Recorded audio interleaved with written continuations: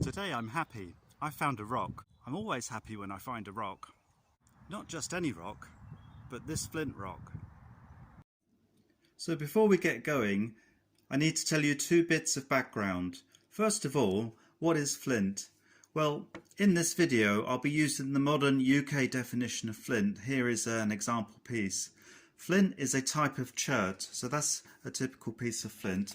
This is what a piece of chert would look like, and they're both silica-based rocks. The flint formed in nodules within the chalk layer, which were spaces left by animals under the sea as the chalk was being formed, and they filled with silica, which hardened into the flint rock. Since I've been rock hounding, I found many examples of crystals on chert rock, but never once any on flint. And I've always thought the look of crystals against the dark black of the rock would look really nice. So I was really excited one day last summer to just by chance come across a piece of flint with crystals on it. Unfortunately, it was too large to take back with me at the time, and I thought one day I'll come back and collect it. So today I'm going to try and pick up a piece of flint. But first I've got to cross that, and that's London clay. And this being January, I'm going to end up pretty muddy. Actually, it's not too bad. Up ahead of me is the part of the North Downs, which is a chalk ridge that goes across parts of Kent, Surrey and Hampshire. This stretch is called the Hog's Back. The stretch, it runs about 6 miles from Guildford in the east to Farnham over there in the west. I thought that said you could be shot if you're found amongst livestock, but actually just says your dog could be shot, so that's okay then. So I actually only need to be on this side of the Hog's Back, but I'm going to cross it, go over to the other side for 3 good reasons. So along the Hog's Back is the A31 dual carriageway road.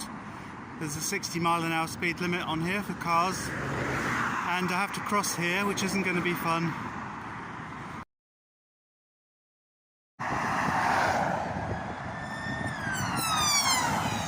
Here we go, 3, 2, 1, go! Made it, halfway. Okay, 3, 2, 1, go! Made it. Still alive. So straight down the other side brings you to the village of Seal. So the first good reason is these amazing views.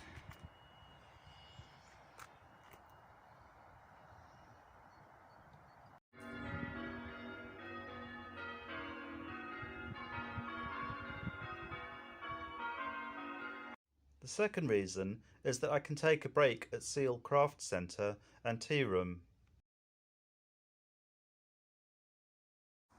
And the third reason is that behind this ridge on the left there's a quarry.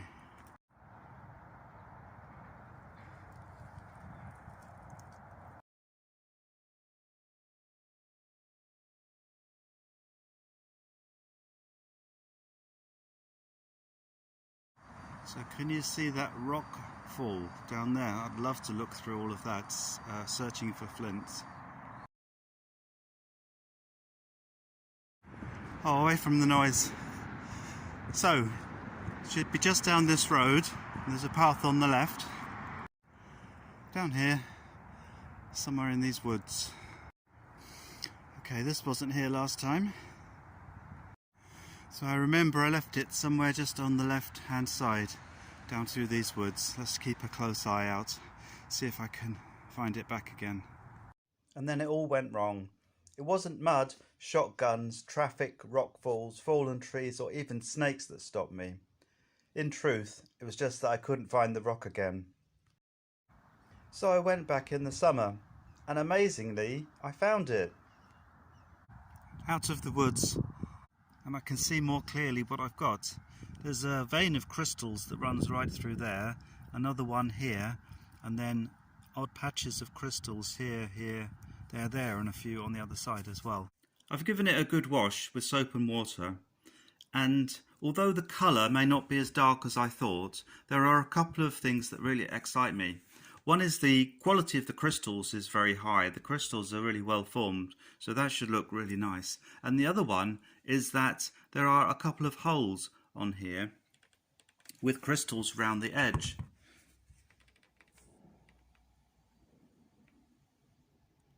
And that means that inside this rock is a geode.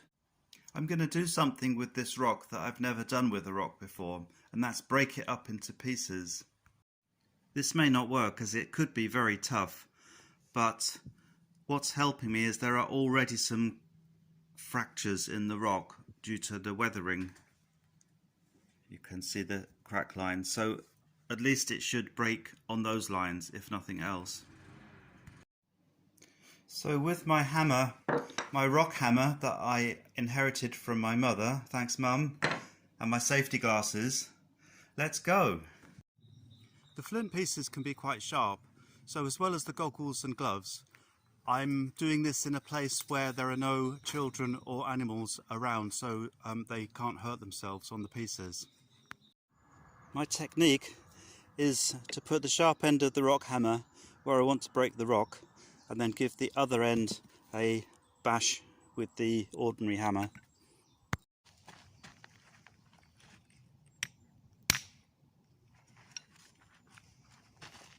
That wasn't too hard. This is what I'm left with.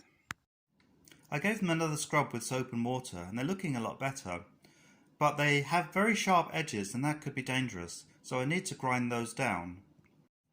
I don't have any diamond polishers or grinders to do this, so I have to make do with what's available. Now flint has a Mohs hardness of 6.5 and concrete has a hardness between 6 and 7, so I'm going to try using some concrete rubble to see if I can take the edge off the sharp corners.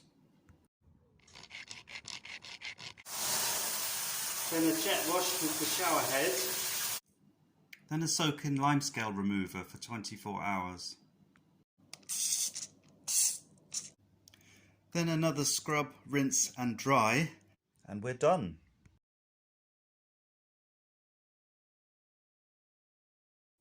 I have a small confession to make. A couple of the breaks have cut the crystals and I think they look better together, so I'm going to cheat and use super glue on these two rocks. There you go, I've given away a trade secret. This little cavity is interesting. There's a band of quartz on the flint, and covering the quartz is a white rock called chalcedony, which is a silica-based rock. At first glance, the interlocking cubes looked to me like pyrite, but there are no sulfides in this area, so it must be something else. I think the cubes were once halite, which is rock salt. That was replaced by quartz, then covered with the chalcedony. Since I've been rock hounding, I've always wanted to find and then break open a geode. Well, it finally happened. These crystals formed about 70 million years ago, and to be the first person who's seen them since then feels pretty amazing. I didn't break open all of the geodes. This one goes right through.